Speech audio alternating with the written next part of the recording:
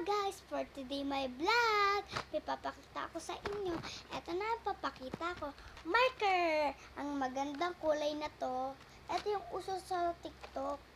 Sa Hello Basket ko nabibili. Ayan o. Mura lang siya, 150. Kaya order na kayo. Ito yung bago. Pag pupunta kayo sa school nyo, marami na maghihiram neto. Dadalhin ko to sa school.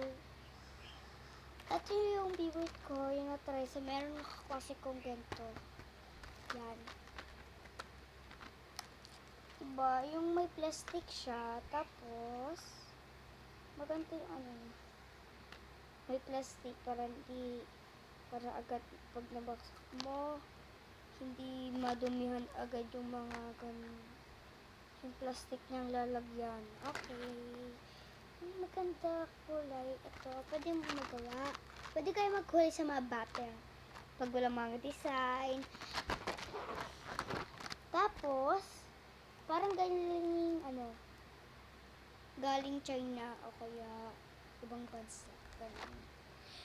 Tatapos na ating vlog. Bye-bye! See you next time!